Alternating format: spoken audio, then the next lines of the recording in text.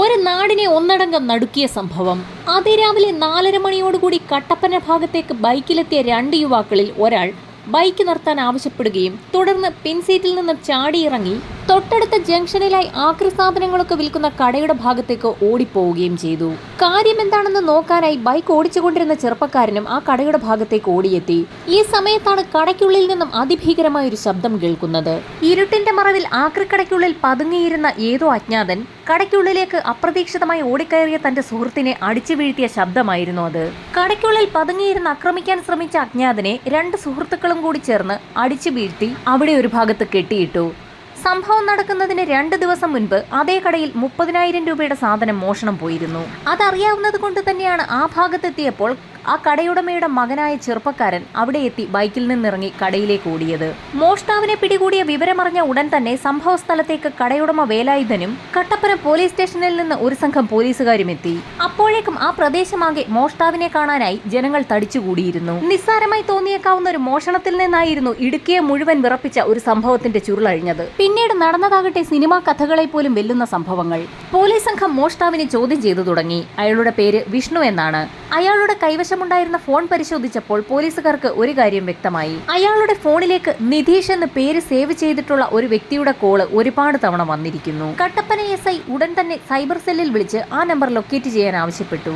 നിധീഷിന്റെ location മനസ്സിലായതും ഒരു സംഘം പോലീസുകാർ അയാളെ പിടികൂടുന്നതിനായി അവിടെ നിന്ന് പുറപ്പെട്ടു. ഇതേ സമയം തന്നെ കസ്റ്റഡിയിലെടുത്ത വിഷ്ണുവിനെ SIയും കൂട്ടരും കട്ടപ്പന പോലീസ് സ്റ്റേഷനിലേക്ക് കൊണ്ടുപോയി. മോഷണ ശ്രമം തടയുന്നതിനിടെ കടയുടമയുടെ മകനും സുഹൃത്തും കൂടി മോഷ്ടാവായ വിഷ്ണുവിന്റെ കാല് തല്ലി ഒടിച്ചതിനാൽ അയാളെ ആംബുലൻസിലായിരുന്നു പോലീസ് സ്റ്റേഷനിലേക്ക് എത്തിച്ചത്. ഇതേ സമയം തന്നെ കട്ടപ്പന SI വിഷ്ണുവിന്റെ കോൾ രേഖകൾ പരിശോധിച്ചതിൽ നിന്നും അമ്മ എന്ന് രേഖപ്പെടുത്തിയിട്ടുള്ള നമ്പറിലേക്ക് വിളിക്കുകയും ചെയ്തു. ഫോൺ എടുത്തത് ഉഷ എന്നൊരു സ്ത്രീയാണ്. താൻ വിഷ്ണുവിന്റെ അമ്മയാണെന്നും കാഞ്ഞിരപ്പള്ളിയിൽ ഒരു വീട്ടിൽ ജോലിക്ക് നിൽക്കുകയാണെന്നും ആ സ്ത്രീ പറഞ്ഞു. പോലീസിന്റെ നിർദ്ദേശപ്രകാരം ആ സ്ത്രീയും സ്റ്റേഷനിലേക്ക് എത്തി. സ്റ്റേഷനിലെത്തിയ വിഷ്ണുവിന്റെ അമ്മയെ കണ്ട് പോലീസുകാരാകെ ഞെട്ടി. തലമുടി ആകെ നരച്ച് വിളറി വെളുത്ത് ശോഷിച്ച ഒരു രൂപം. അവർക്ക് ശരിക്കും വയ്യാഴികയാണോ അതോ അഭിനയിക്കുകയാണോ എന്ന് പോലും പോലീസിന് തോന്നിപ്പോയി. പോലീസിന്റെ പല ചോദ്യങ്ങൾക്കും പരസ്പര ബന്ധമില്ലാത്ത മറുപടികളായിരുന്നു അവർ നൽകിയത്. ഈ അവസ്ഥയിൽ ആംബുലൻസിലിരിക്കുന്ന വിഷ്ണുവിനെ കണ്ടാൽ ആ സ്ത്രീക്ക് എന്തെങ്കിലും സംഭവിക്കും. അങ്ങനെ തോന്നിയ പോലീസുകാർ ആ സ്ത്രീ ഒന്ന് നോർമലാകുന്നതുവരെ അവരെ Kattappana saint John's hospital cum ഓർഫണേജിൽ പ്രവേശിപ്പിച്ചു. ഗുരുതരമായി പരിക്കേറ്റ വിഷ്ണുവിനെ കോട്ടയം മെഡിക്കൽ കോളേജിലേക്ക് ഷിഫ്റ്റ് ചെയ്തു. ഇതേ സമയം തന്നെ വിഷ്ണുവിന്റെ സുഹൃത്ത് നിധീഷിനെയും പോലീസ് സംഘം വലയിലാക്കിയിരുന്നു. നിധീഷിനെ ചോദ്യം ചെയ്ത പോലീസുകാർക്ക് അയാൾ പരസ്പര ബന്ധമില്ലാതെയാണ് സംസാരിക്കുന്നതെന്ന് മനസ്സിലായി. ഇതേ സംശയം തന്നെയായിരുന്നു വിഷ്ണുവിനെ ചോദ്യം ചെയ്ത സമയത്തും പോലീസിനുണ്ടായത്. എന്തോ ചില കാര്യങ്ങളൊക്കെ അവർ രണ്ടുപേരും മറയ്ക്കുന്നുണ്ടെന്ന് ഇതിൽ നിന്ന് വ്യക്തമായി. നിധീഷിനെ മജിസ്ട്രേറ്റിന് മുൻപിൽ ഹാജരാക്കിയ ശേഷം പീരുമേട് ജയിലിൽ റിമാൻഡ് ചെയ്തു. വിഷ്ണുവിന്റെ ID കാർഡിൽ നിന്നും അയാളുടെ സ്ഥലം കട്ടപ്പനയിലെ സാഗര കോളനിയിലാണെന്ന് മനസ്സിലാക്കിയ പോലീസ് സംഘം കൂടുതൽ തെളിവെടുപ്പിനും അന്വേഷണങ്ങൾക്കുമായി ആ ഭാഗത്തേക്ക് പോയി. എന്നാൽ അവിടേക്ക് അന്വേഷിച്ചെത്തിയ പോലീസ് സംഘം ആകെ നിരാശരായി. വിഷ്ണുവും അയാളുടെ അച്ഛനും അമ്മയും സഹോദരിയും അവിടെ നിന്ന് താമസം മാറിപ്പോയിട്ട് ഒരുപാട് കാലമായെന്നായിരുന്നു അയൽക്കാരുടെ മൊഴി. അന്വേഷണത്തിൽ അമ്പലക്കവല ഭാഗത്തേക്കാണ് അവർ താമസം മാറിയതെന്ന് മനസ്സിലായി. എന്നാൽ അവിടെ എത്തിയപ്പോൾ അവർ ഇരട്ടയാർ എന്ന സ്ഥലത്തേക്ക് താമസം മാറിയതായി ആ പ്രദേശവാസികളൊക്കെ പറഞ്ഞു. ഇരട്ടയാറിൽ അന്വേഷണം നടത്തിയ പോലീസുകാർക്ക് ഞെട്ടിക്കുന്ന ഒരു വിവരമാണ് ലഭിച്ചത്. ഇരട്ടയാറിലെത്തിയ വിഷ്ണുവും കുടുംബവും അവിടെ നിന്ന് വീണ്ടും താമസം മാറി കക്കാട്ടുകട കാഞ്ചിയാർ ഭാഗത്തേക്ക് പോയി എന്നാണ് അറിയാൻ കഴിഞ്ഞത്. പോലീസിനാകെ സംശയമായി. ഇതേ സമയം തന്നെ ഒരു സംഘം പോലീസുകാർ നിധീഷിനെ കുറിച്ചും അന്വേഷണം ആരംഭിച്ചു. അന്വേഷണത്തിൽ നിധീഷിന് കുടുംബവുമായി വലിയ ബന്ധമൊന്നുമില്ലെന്ന് മനസ്സിലായി. നിധീഷിനെ കുറിച്ചും വിഷ്ണുവിനെ കുറിച്ചും അന്വേഷിക്കാൻ പോയ പോലീസ് സംഘം വിശദമായ റിപ്പോർട്ട് വൈകുന്നേരത്തോടുകൂടി കട്ടപ്പന SI സുരേഷ് കുമാറിന് മുൻപാകെ സമർപ്പിച്ചു. ആ റിപ്പോർട്ടിലൂടെ കടന്നുപോയ സുരേഷ് കുമാറിന് ചില സംശയങ്ങളൊക്കെ തോന്നി. കാരണം സ്റ്റേഷനിൽ മൊഴി നൽകാനെത്തിയ വിഷ്ണുവിന്റെ അമ്മ അവരുടെ പേര് ഉഷ എന്നാണ് പോലീസിനോട് പറഞ്ഞിരിക്കുന്നത്. എന്നാൽ അന്വേഷണ സംഘം അന്വേഷണത്തിനൊടുവിൽ രേഖപ്പെടുത്തിയിരിക്കുന്നത് വിഷ്ണുവിന്റെ അമ്മയുടെ പേര് സുമ എന്നായിരുന്നു. ആ സ്ത്രീ എന്തുകൊണ്ടാകാം പേര് മാറ്റി പറഞ്ഞതെന്നുള്ള സംശയം SIക്ക് തോന്നി. ഒരു കോംപ്ലിക്കേറ്റഡ് കേസിന്റെ എല്ലാ ലക്ഷണങ്ങളും ഈ കേസിനുമുണ്ടെന്ന് മനസ്സിലാക്കിയ SI വിവരം DYSPയെ അറിയിച്ചു. വിവരമറിഞ്ഞ DYSP ഉടൻ തന്നെ സെന്റ് ജോൺസ് ഹോസ്പിറ്റലിലേക്ക് വിഷ്ണുവിന്റെ അമ്മയെ വിശദമായി ചോദ്യം ചെയ്യുന്നതിനായി വിദഗ്ധരായ സൈക്യാട്രിസ്റ്റുകൾ അടങ്ങുന്ന ഒരു സംഘത്തെ നിയോഗിച്ചു. അതേസമയം തന്നെ ഒരു സംഘം പോലീസുകാർ കോട്ടയം മെഡിക്കൽ കോളേജിൽ അഡ്മിറ്റ് ആയിട്ടുള്ള വിഷ്ണുവിനെയും ചോദ്യം ചെയ്യൽ ആരംഭിച്ചു. വിഷ്ണുവിന്റെ അമ്മയെ ചോദ്യം ചെയ്ത ഡോക്ടർമാരടങ്ങുന്ന സംഘത്തിന് ഒരു കാര്യം വ്യക്തമായി. ആ സ്ത്രീ എന്തൊക്കെയോ മറച്ചു വെച്ചാണ് സംസാരിക്കുന്നത്.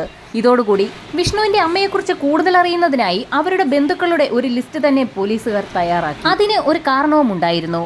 പോലീസുകാർ വിഷ്ണുവിനെയും കുടുംബത്തിനെയും കുറിച്ച് കൂടുതൽ അന്വേഷിച്ച് ഓരോ വാടക വീടുകളിലും കയറിയിറങ്ങിയപ്പോൾ ഒരു വീട്ടിൽ നിന്ന് ഒരു വിവരം ലഭിച്ചിരുന്നു. വിഷ്ണുവിനെ ജംഗ്ഷനിലൊക്കെ കാണാറുണ്ടെങ്കിലും അയാളുടെ അച്ഛനെ കണ്ടിട്ട് ഒരുപാട് കാലമായി എന്നുള്ളതായിരുന്നു. അതിൽ പോലീസിന് എന്തൊക്കെയോ ചില സംശയങ്ങൾ തോന്നി. അതിനാലാണ് വിഷ്ണുവിനെ മെഡിക്കൽ കോളേജിലെത്തി പോലീസ് സംഘം വീണ്ടും ചോദ്യം ചെയ്തത്. അച്ഛൻ എവിടെ എന്നുള്ള പോലീസിന്റെ ചോദ്യത്തിന് തന്റെ അച്ഛൻ കഴിഞ്ഞ കുറച്ച് നാളുകളായി കോഴിക്കോട് ഒരു ജോലിയുമായി ബന്ധപ്പെട്ട് പോയിരിക്കുകയാണെന്നായിരുന്നു അവൻ നൽകിയ മറുപടി.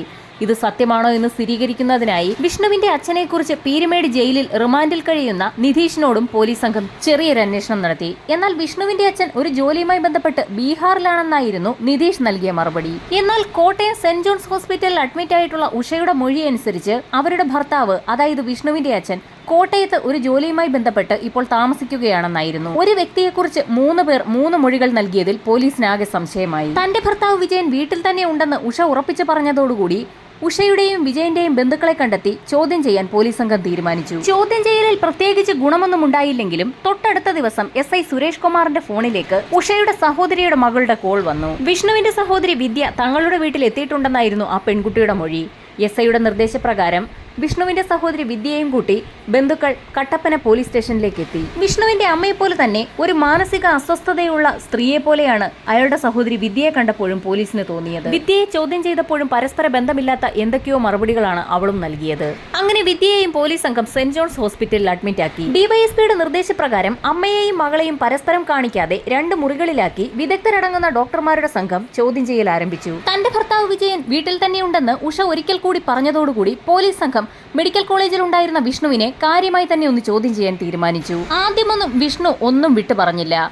അമ്മയായ ഉഷ എല്ലാ കാര്യങ്ങളും തങ്ങളോട് പറഞ്ഞെന്നും അച്ഛൻ വിജയൻ വീട്ടിൽ തന്നെ ഉണ്ടെന്ന് തങ്ങൾക്ക് മനസ്സിലായെന്നും പോലീസ് സംഘം പറഞ്ഞതോടുകൂടി വിഷ്ണു പല കാര്യങ്ങളും പറഞ്ഞു തുടങ്ങി. അമ്മ പറഞ്ഞതുപോലെ തന്നെ തങ്ങളുടെ അച്ഛൻ വിജയൻ വീട്ടിൽ തന്നെ ഉണ്ടെന്ന് വിഷ്ണുവും ഉറപ്പിച്ചു പറഞ്ഞു. ഇത് കേട്ട പോലീസ് സംഘത്തിന് എന്തൊക്കെയോ ചില സംശയങ്ങൾ തോന്നി. കാരണം പോലീസ് സംഘം നേരത്തെ തന്നെ വിഷ്ണു അവസാനമായി താമസിച്ച വാടക വീട് പരിശോധിച്ചതാണ്. ആ സമയത്ത് വീട് പൂട്ടിയിട്ട നിലയിലായിരുന്നു. പുറത്തുനിന്ന് പൂട്ടിയിട്ട ഒരു വീട്ടിൽ വിജയൻ എങ്ങനെ ഉണ്ടാകുമെന്നായിരുന്നു പോലീസിന്റെ സംശയം. വിശദമായ ചോദ്യം ചെയ്യലിൽ ഞെട്ടിക്കുന്ന ഒരു കാര്യം കൂടി വിഷ്ണു തുറന്നു പറഞ്ഞു. തന്റെ അച്ഛൻ കൊല്ലപ്പെട്ടുവെന്നും വീടിനുള്ളിൽ തന്നെ അയാളെ കുഴിയെടുത്ത് മൂടിയെന്നുമായിരുന്നു അവന്റെ മൊഴി. ആകെ ഞെട്ടിപ്പോയ പോലീസ് സംഘം കോട്ടയം മെഡിക്കൽ കോളേജിൽ നിന്നും വിഷ്ണുവിനെ തെളിവെടുപ്പിനായി കട്ടപ്പനയിലേക്ക് കൊണ്ടുപോയി. ഫോറൻസിക് സംഘവും ഡോഗ് സ്ക്വാഡും ഉന്നത ഉദ്യോഗസ്ഥരടങ്ങുന്ന വലിയൊരു ടീം തന്നെയാണ് കട്ടപ്പനയിലേക്ക് പുറപ്പെട്ടത്. വിവരമറിഞ്ഞ് നാട്ടുകാരാകെ അവിടെ തടിച്ചുകൂടിയിരുന്നു. വീട്ടുടമസ്ഥയുടെ സഹായത്തോടുകൂടി വീടിന്റെ വാതിൽ തുറന്ന പോലീസ് സംഘം കണ്ടത് ഞെട്ടിക്കുന്ന കാഴ്ചയായിരുന്നു. തങ്ങൾ എത്തിപ്പെട്ടിരിക്കുന്നത് ഒരു മാന്ത്രിക ലോകത്താണോ എന്ന് പോലും പോലീസുകാർ സംശയിച്ചു. ഒരു മന്ത്രവാദത്തിന്റെ എല്ലാ ലക്ഷണങ്ങളും ആ വീടിനുള്ളിൽ ഉണ്ടായിരുന്നു. മറ്റു മുറികളും സമാനമായ രീതിയിൽ മാന്ത്രിക ചരടുകളും തുണികളും കൊണ്ട് അലങ്കരിച്ച നിരയിലായിരുന്നു. എന്നാൽ കൂട്ടത്തിൽ ഒരു മുറിയുടെ തറയുടെ കുറച്ച് ഭാഗം മാത്രം സിമന്റ് കൊണ്ട് കോൺക്രീറ്റ് ചെയ്തിരിക്കുന്നു. ആ ഭാഗത്താണ് തന്റെ അച്ഛനെ അടക്കം ചെയ്തതെന്ന് വിഷ്ണു പറഞ്ഞതോടുകൂടി പോലീസുകാരുടെ വിദഗ്ധ സംഘത്തിൽപ്പെട്ട ചില ആളുകൾ കോൺക്രീറ്റ് ഇളക്കി പരിശോധന ആരംഭിച്ചു. 4 അടി താഴ്ചയിലെത്തിയപ്പോൾ കുഴിക്കുള്ളിൽ നിന്നും ഒരു കാർഡ്ബോർഡ് പെട്ടി കണ്ടെത്തി. പെട്ടി തുറന്ന ഫോറൻസിക് സംഘം ആകെ അമ്പരന്നു. പെട്ടിക്കുള്ളിൽ തലയോട്ടികളും എല്ലുകളും വസ്ത്രങ്ങളുടെ ചില അവശിഷ്ടങ്ങളും ഒരു ബെൽറ്റും കാണാം. ആ വ്യക്തി എങ്ങനെ കൊല്ലപ്പെട്ടു എന്നതിനുള്ള ഉത്തരവും പെട്ടിക്കുള്ളിൽ നിന്ന് തന്നെ കിട്ടി. കൊലപ്പെടുത്താൻ ഉപയോഗിച്ചതായി കരുതപ്പെടുന്ന ചുറ്റികയായിരുന്നു പെട്ടിക്കുള്ളിൽ ഉണ്ടായിരുന്നത്. ഫോറൻസിക് പരിശോധനയിൽ ആ വ്യക്തി കൊല്ലപ്പെടുന്നതിന് മുൻപ് തന്നെ അയാളുടെ തലയിൽ ചുറ്റിക കൊണ്ട് ശക്തമായി അടിയേറ്റിട്ടുണ്ടെന്നും അയാളുടെ വാരിയെല്ലുകൾ ഒടിഞ്ഞിട്ടുണ്ടെന്നും കണ്ടെത്തി. മൃതദേഹത്തിനാകട്ടെ 6 മാസത്തെ പഴക്കവും. ഇൻക്വസ്റ്റ് നടപടികൾ പൂർത്തിയാക്കിയ ശേഷം മൃതദേഹം DNA പരിശോധനയ്ക്കും പോസ്റ്റ്മോർട്ടത്തിനുമായി മെഡിക്കൽ കോളേജിലേക്ക് ഷിഫ്റ്റ് ചെയ്തു. DNA പരിശോധനാ ഫലം പുറത്തു വന്നെങ്കിൽ മാത്രമേ കൊല്ലപ്പെട്ടത് വിജയൻ തന്നെയാണോ എന്ന് പോലീസിന് ഉറപ്പിക്കാനാകൂ. വിജയനെ ആര് എന്തിന് കൊന്നു കുഴിച്ചുമൂടി എന്നുള്ള ചോദ്യത്തിന് ഉത്തരം കണ്ടെത്തുക എന്നുള്ളതായിരുന്നു പോലീസിന്റെ അടുത്ത ലക്ഷ്യം.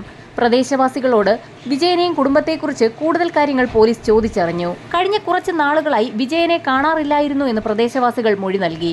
വിഷ്ണുവിനെ കാണുമ്പോഴൊക്കെ വിജയനെക്കുറിച്ച് അന്വേഷിച്ചിരുന്നെങ്കിലും ജോലിയുമായി ബന്ധപ്പെട്ട് അയാൾ സ്ഥലത്തില്ലെന്നായിരുന്നു നാട്ടുകാരോട് വിഷ്ണു പറഞ്ഞിരുന്ന മറുപടി. അയൽക്കാരുമായി അധികം സഹകരിക്കാത്ത സ്വഭാവമുള്ളവരായതിനാൽ പിന്നീട് വിജയനെക്കുറിച്ചോ വിഷ്ണുവിനെക്കുറിച്ചോ ഒന്നും നാട്ടുകാർ തിരക്കിയതുമില്ല.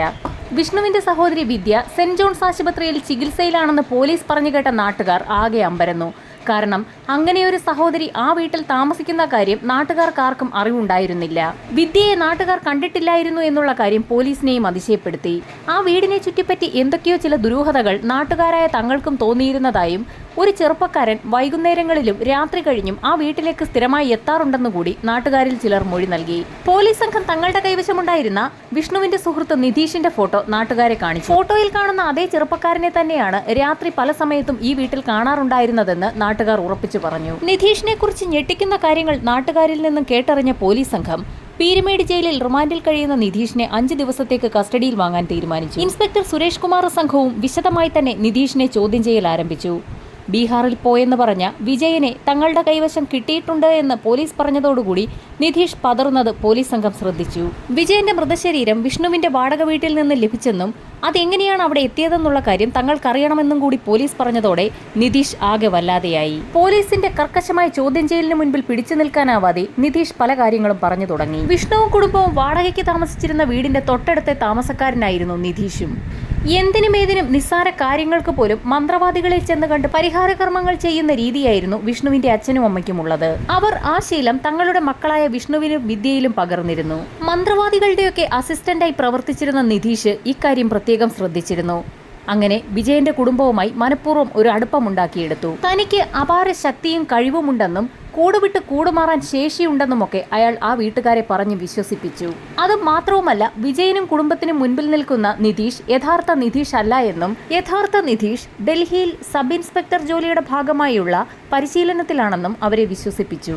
നിധീഷ് പറയുന്ന പല മണ്ടത്തരങ്ങളിലും വീണുപോയ ആ വീട്ടുകാർ തങ്ങളുടെ മുൻപിൽ നിൽക്കുന്ന നിധീഷ് എന്ന ചെറുപ്പക്കാരന് ഒരേ സമയം രണ്ടിടത്ത് പ്രത്യക്ഷപ്പെടാനുള്ള കഴിവ് വരെ ഉണ്ടെന്ന് അടിയുറച്ച് വിശ്വസിച്ചു. വിജയന്റെ കുടുംബത്തിന്റെ വിശ്വാസം നേടിയെടുക്കുന്നതിന്റെ ഭാഗമായി ആ വീട്ടിൽ അവരാരും അറിയാതെ എല്ലാ മുറികളിലും ഒരു വോയിസ് റെക്കോർഡ് നിധീഷ് ഒളിപ്പിച്ചു വെച്ചു. ആ വീട്ടിലുള്ള ആളുകൾ സംസാരിക്കുന്ന മുഴുവൻ കാര്യങ്ങളും വോയിസ് റെക്കോർഡായി നിധീഷിന്റെ മൊബൈലിലെത്തും. അങ്ങനെ ആ വീട്ടിലെ മുഴുവൻ കാര്യങ്ങളും മനസ്സിലാക്കുന്ന നിധീഷ് പിന്നീട് വിജയന്റെ വീട്ടിലെത്തുമ്പോൾ വോയിസ് റെക്കോർഡിൽ കേട്ട വീട്ടുകാരുടെ സംഭാഷണങ്ങളുടെ അടിസ്ഥാനത്തിൽ അതുമായി ബന്ധപ്പെട്ട് പല കാര്യങ്ങളും പ്രവചിക്കും. തങ്ങൾ വീട്ടിൽ പറഞ്ഞ കാര്യങ്ങളിൽ പലതും നിധീഷ് ഗണിച്ചു പറയുന്നതാണെന്ന് കരുതി വീട്ടുകാർ അയാളിൽ കൂടുതൽ വിശ്വാസമർപ്പിക്കും. അങ്ങനെയിരിക്കെ ഒരു ദിവസം ആ വീട്ടിലേക്കെത്തിയ നിധീഷ് ആരോടും പറയാതെ ആ വീട്ടുകാർ മറച്ചു വെച്ചിരുന്ന അവരുടെ മകളുടെ അസുഖത്തെക്കുറിച്ച് തുറന്നു ചോദിച്ചു.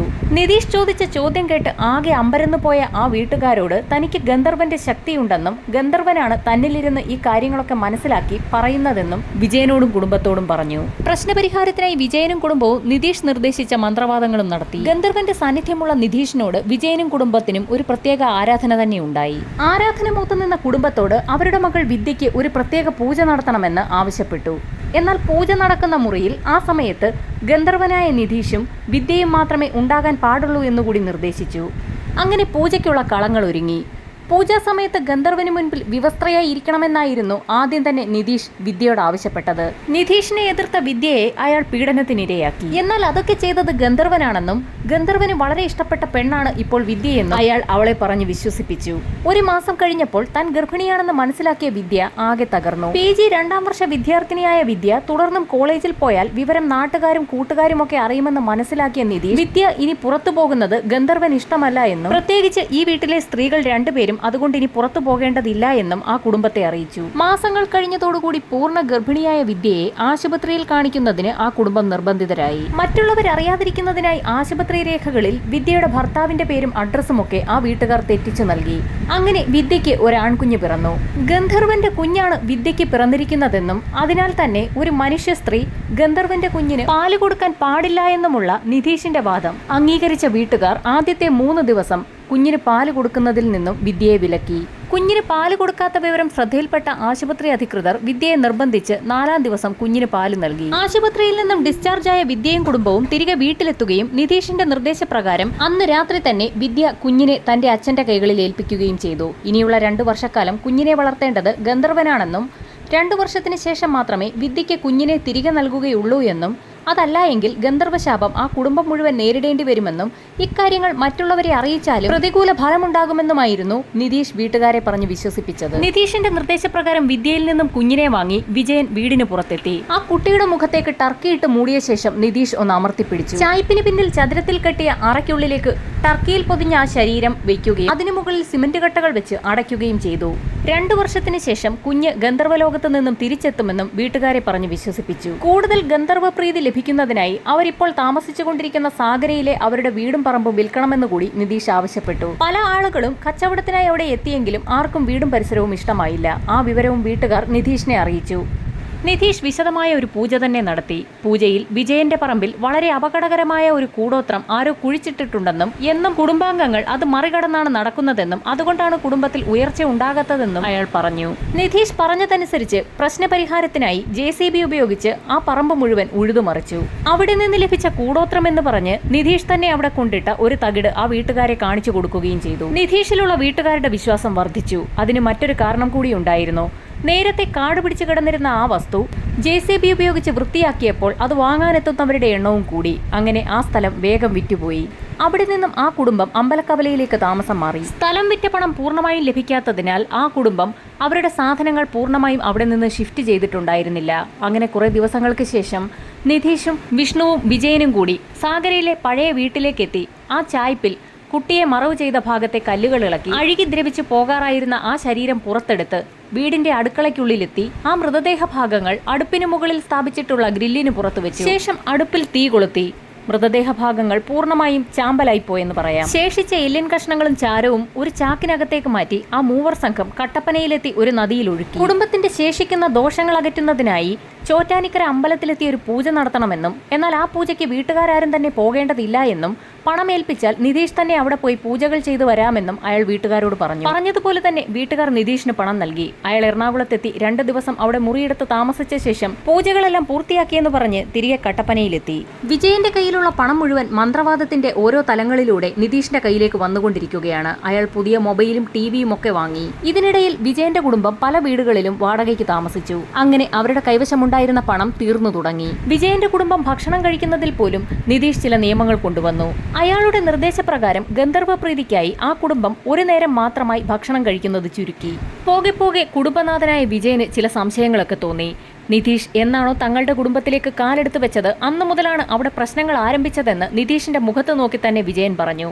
ഇത് കേട്ട നിധീഷ് വിജയനെ പൊക്കിയെടുത്ത് വട്ടം കറക്കി തറയിലേക്ക് എറിഞ്ഞു. ഭക്ഷണം കഴിക്കാതെ ആരോഗ്യം പൂർണ്ണമായി നശിച്ച വിജയനെ പൊക്കിയെടുത്ത് തറയിലേക്കടിക്കാൻ നിധീഷിന് വലിയ പ്രയാസമൊന്നും ഉണ്ടായില്ല. വീഴ്ചയിൽ വാരിയല്ലുകൾ തകർന്ന വിജയന്റെ തലയിലേക്ക് ചുറ്റിക ഉപയോഗിച്ച് നിധീഷ് ആഞ്ഞടിച്ചു.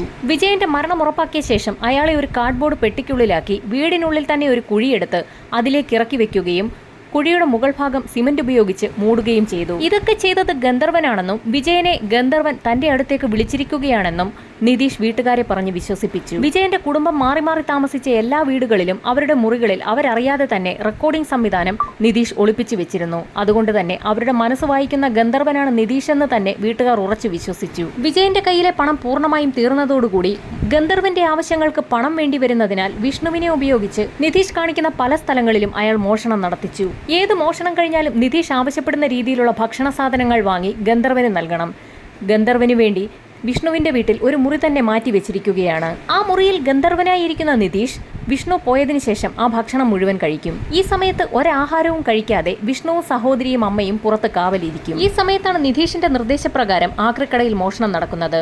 ആദ്യം മോഷണം നടത്തിയ ശേഷം അവിടെ നിന്നും വീണ്ടും എന്തെങ്കിലും ലഭിക്കുമെന്ന് ഉറപ്പുള്ളതിനാൽ അതേ ആക്രിക്കടയിൽ വീണ്ടും മോഷണം നടത്തുന്നതിനിടയിലാണ് വിഷ്ണു പോലീസ് കസ്റ്റഡിയിലാകുന്നത്. ഇപ്പോൾ വിഷ്ണുവും നിധീഷും റിമാൻഡിലാണ്.